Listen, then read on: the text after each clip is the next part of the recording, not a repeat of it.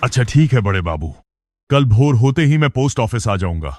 आज इस अंधेरे में रास्ते पर न निकलना ही बेहतर होगा।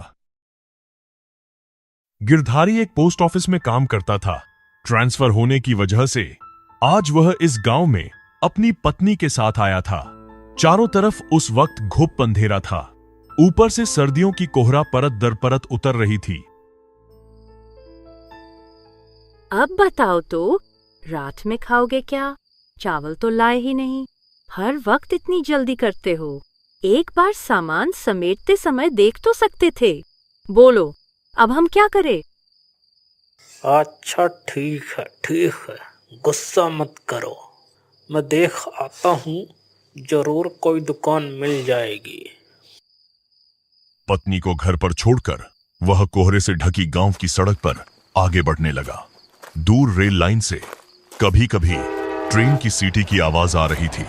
चलते चलते गिरधारी सोच रहा था, इस सुनसान गांव में दुकान मिलना बहुत मुश्किल लग रहा है, लेकिन थोड़ा ढूंढने पर शायद क्या पता मिल जाए। अचानक सड़क के ठीक बाईं ओर एक लालटेन की पीली रोशनी टिमटिमा रही थी। वही पुरानी गुमट्टी वाली दुकान थी। गिरधारी रुक गया। अरे यही दुकान तो रास्ते से आते वक्त हमने देखी थी। दुकान के अंदर लगभग 65 साल का एक आदमी बैठा है। रंग एकदम सांवला काला, मगर चेहरा अजीब तरह से मीठी मुस्कान से भरा हुआ। चावल मिलने की खुशी से गिरधारी का दिल खुश हो गया। वह तेजी से दुकान की तरफ बढ़ा। ए बाबू, आइए आइए, मेरी दुकान में आइए। गिरधारी थोड़ा चौंक गया, फिर भी कदम बढ़ाकर जैसे ही दुकान की देहरी पर पहुंचा, उसकी नजर दुकान के सामने बिल्कुल बीचों बीच पड़े एक मिट्टी के घड़े पर पड़ी। उसके चारों ओर काली सी काई जमी हुई थी। बूढ़ा आदमी जिसका रंग बिल्कुल काला था, मगर चेहरे पर अजीब मीठी मुस्कान थी। वो बोला, उफ, ये घड़ा। बाबू, जरा पैर से हटा दीजिएगा।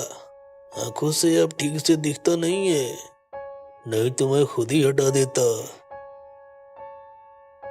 ये घड़ा ठीक है, हटा रहा हूं।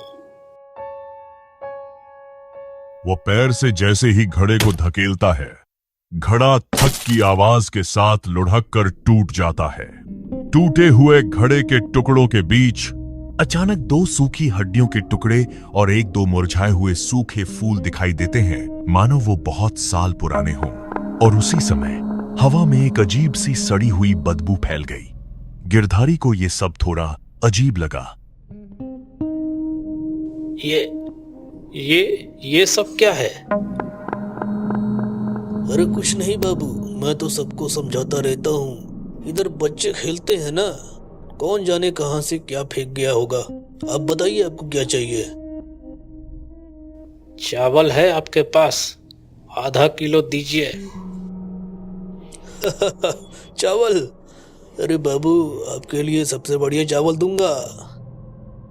वह दुकान के कोने से चमकदार, लगभग बिल्कुल नए जैसा एक थैला लाकर गिरधारी के हाथ में पकड़ा देता है। लीजिए, पैसे नहीं लगेंगे बाबू, आपका मन ही मेरी कीमत है। क्या पैसे क्यों नहीं? नहीं, मैं तो पैसे जरूर दूंगा। अरे बाबू, आप मेरी दुकान पर आए, यही मेरी खुशी है। जो चाहिए हो शाम के बाद आकर ले जाइएगा, ठीक है? थोड़ा रुककर वो और भी नरम आवाज में कहता है, मेरा नाम चरण दास है। वैसे तो सब मुझे काली चरण ही कहते हैं। ठीक है काली चरण काका, फिर आऊंगा मैं। अभी चलता हूँ। दुकान से बाहर निकलकर जैसे ही गिरधारी ने पीछे मुड़कर देखा, अचानक उसके शरीर में सिहरन दौड़ गई। लालटेन की रोशनी में बूढ़े की परछाई अस्वाभाविक रूप से बहुत लंबी होकर जमीन पर फैलती दिख रही थी। गिरधारी ज्यादा ध्यान न देकर चावल का थैला लेकर तेजी से चल पड़ा। उसे खुद नहीं पता था कि वह किस जगह से घर वापस जा रहा है।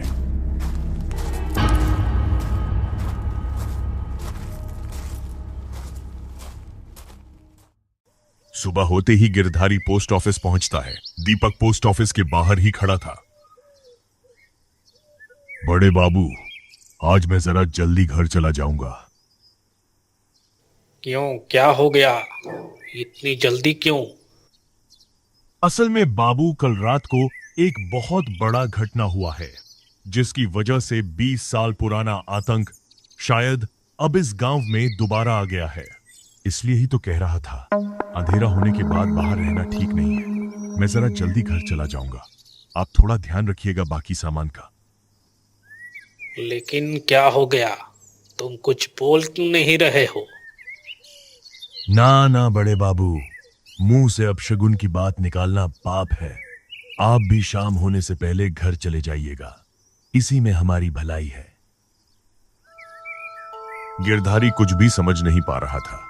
वह बस चुपचाप बैठ रहा और शाम होते ही घर वापस लौट गया।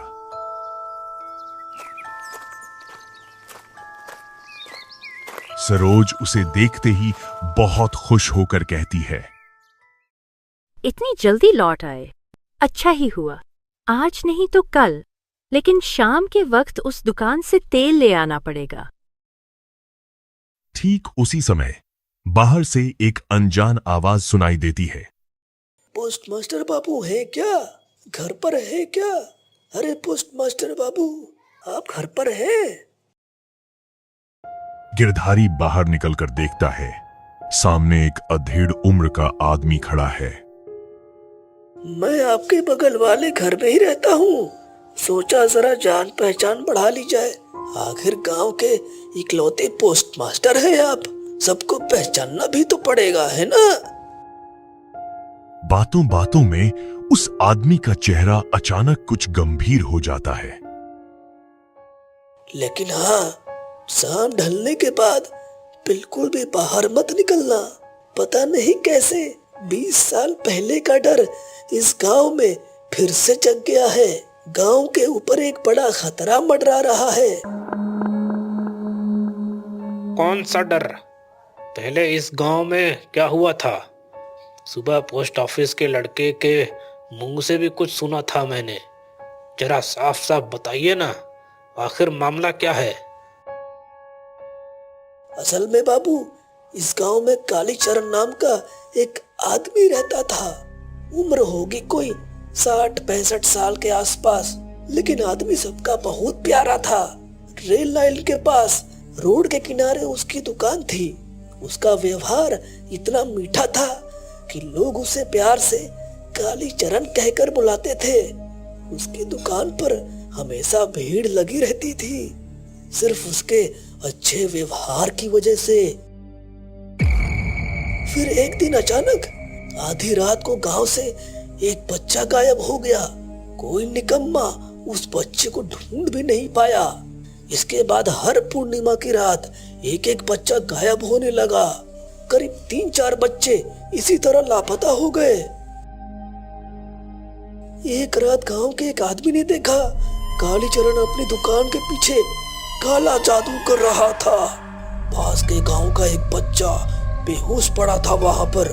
साधना पूरी होते ही वह बच्चे की बलि देने वाला था, लेकिन तभी सबको समझ में आ गया, अब तक जितने भी बच्चे गायब हुए थे सबकी बलि कालीचरण ने ही दी थी।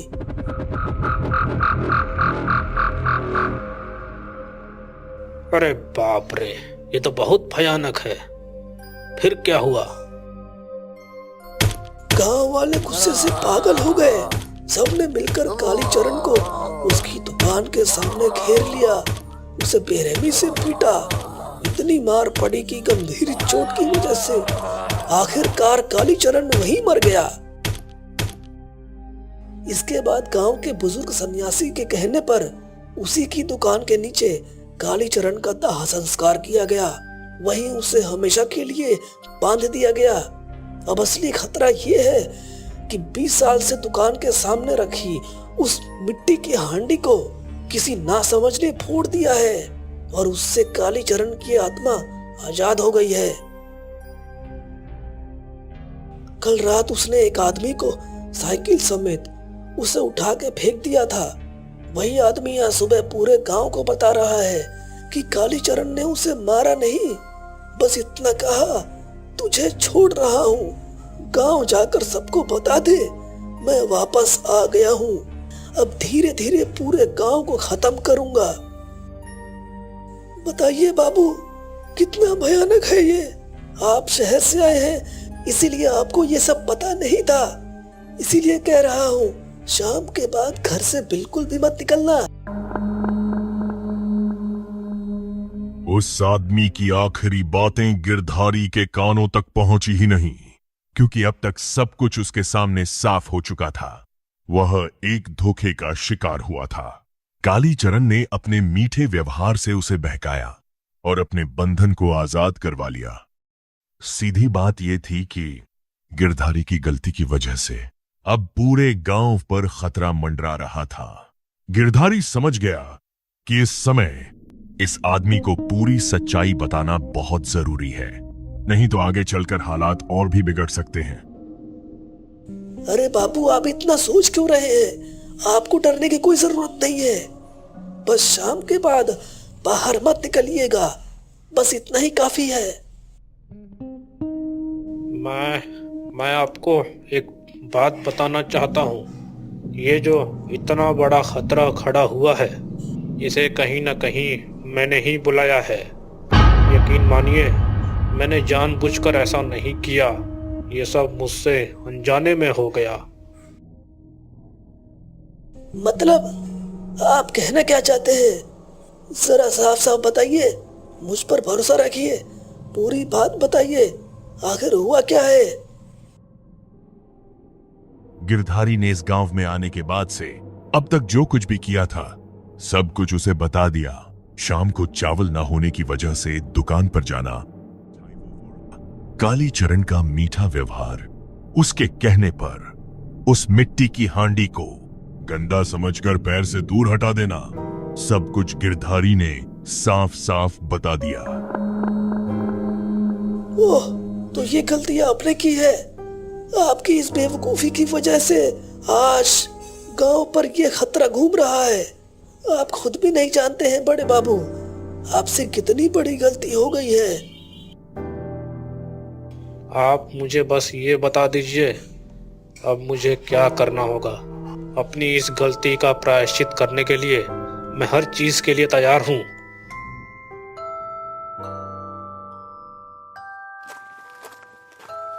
गिरधारी और बाकी गांव वाले सब लोग चुपचाप गांव के पश्चिम में बूढ़े सन्यासी के घर पहुंच गए। सन्यासी उस समय शाम को आंगन में बैठकर चाय पी रहे थे। सब उनके सामने खड़े होकर पूरी बात साफ साफ बता देते हैं। सब कुछ सुनने के बाद सन्यासी बोले,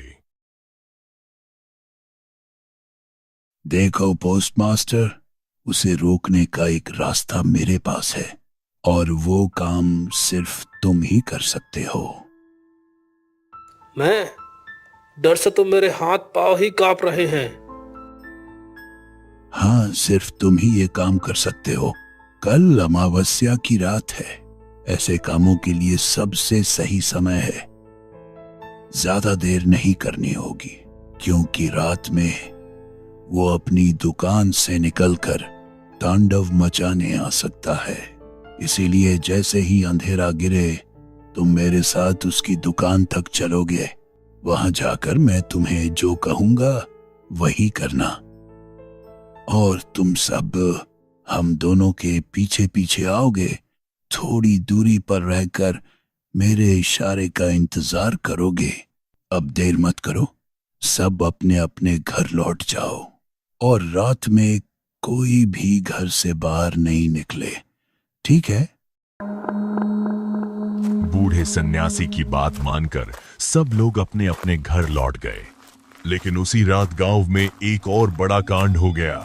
गांव के आखिरी छोर पर हफ्ते का इकलौता बाजार लगा था। शाम ढलते ही रात करीब 9 बजे दुकानदार दुकानें समेटकर घर जाने की तैयारी कर रहे थे। तभी अचानक इस कड़कड़ाती ठंड में तेज आंधी चलने लगी।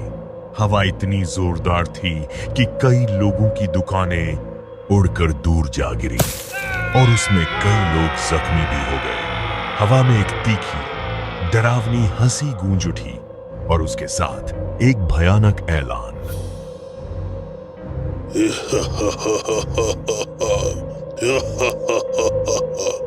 अरे रे, तुम्हारा कालीचरण लौट आया है।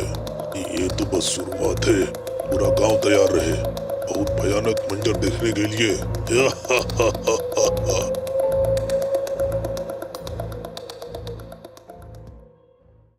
अगले दिन घोर अमावस्या की रात, जैसे ही अंधेरा गिरा, बूढ़ा, सन्यासी और गिरधारी सीधे उस दुकान के पास पहुंच गए। देखो पोस्टमास्टर, दिल मजबूत करना होगा। ये काम तुम्हें ही करना है। तुम्हारे पास बहुत कम समय होगा और याद रखना, वो तुम पर भरोसा करता है क्योंकि तुमने ही उसे उसके पुराने बंधन से आजाद किया था। तुम दुकान के अंदर जाओगे और बातों में उसे उलझाए रखोगे। उसी समय मैं दुकान के चारों तरफ बंधन बना दूंगा ताकि वो वहां से निकल न सके। और जब मैं दुकान के सामने पहुंचूं तो मेरे इशारे पर तुम तुरंत बाहर कूद आना। फिर मेरा असली काम शुरू होगा। सन्यासी की बात मानकर गिरधारी दुकान के अंदर चला जाता है। गिरधारी को देखकर कालीचरण बहुत खुश हो जाता है। पहले की तरह मीठे व्यवहार से उसे बैठने को कहता है। अरे पोस्टमास्टर बाबू, आइए आइए, बैठिए। मैं तो आपको ही सोच रहा था। उस रात के बाद आप मेरी दुकान पर आए नहीं। बताइए आज क्या चाहिए? आज कुछ नहीं चाहिए चाचा, बस आपके साथ 2 पल सुख दुख की बातें करने चला आया हूँ। बहुत अच्छा काम किया। मन खराब हो तो शाम के बाद यहीं चला आया कीजिएगा। गिरधारी उसे बातों में उलझाए रखता है। उधर सन्यासी दुकान के चारों तरफ बंधन पूरा कर देता है और सामने आकर जोर से बोलता है। पोस्टमास्टर, अब एक पल की भी देर नहीं, तुरंत दुकान से बाहर आ जाओ। सन्यासी के इशारे पर गिरधारी एक छलांग में दुकान से बाहर आकर सन्यासी के पास खड़ा हो जाता है। उसी पल सन्यासी मंत्र पढ़ते हुए पानी जैसी कोई चीज दुकान के सामने छिड़क देता है। कालीचरण, क्या सोचा था तूने? मैं तुझे रोक नहीं पाऊंगा। जब तक मैं जिंदा हूं, इस गांव का कोई नुकसान तू नहीं कर पाएगा। इस बार ऐसा बंधन दूंगा कि तेरी 7 पीढ़ियां भी यहां से बाहर नहीं निकल पाएंगी। कालीचरण का चेहरा अचानक बदल जाता है। वो इंसान से ज्यादा एक भयानक दानव जैसा लगने लगता है। गुस्से से फुफकारते हुए वह चिल्लाया। सन्यासी, तूने मेरे साथ धोखा किया है। मैं यहाँ से आजाद होकर सबसे पहले तुझे ही मारूंगा। और पोस्टमास्टर, मेरे मीठे व्यवहार का तूने ये परिचय दिया। मैंने तेरा कोई नुकसान नहीं किया और तू इन सबसे जा मिला है। सन्यासी के बाद तुझे भी भयानक मौत दूंगा, चाहे तू कहीं भी छिप जाए। सन्यासी इशारे से 4-5 और गांव वालों को बुलाता है। सबको मंत्र सिखाकर साथ में जप करवाता है। अचानक कालीचरण के शरीर और उसकी दुकान में भयानक आग भड़क उठती है। उसकी चीखें धीरे धीरे हवा में घुल जाती हैं। आग बुझने के बाद वहां कुछ भी नहीं बचता, मानो वहां कभी कोई दुकान थी ही नहीं। सन्यासी एक नई मिट्टी की हांडी के नीचे कुछ हड्डियां, सिंदूर और कुछ गुड़हल के फूल रखता है। उस पर मिट्टी डालकर एक बरगद का पौधा लगा देता है। जब बरगद बड़ा हो जाएगा तो कोई इसे काटने की हिम्मत नहीं करेगा। और जब तक बरगद रहेगा, कालीचरण की आत्मा भी यहां से बाहर नहीं निकल पाएगी। उसी रात सब लोग निश्चिंत होकर अपने अपने घर लौट गए। कुछ दिनों बाद उस जगह के चारों तरफ दीवार खड़ी कर दी गई ताकि बरगद के बड़े होने तक कोई वहां ना जा सके।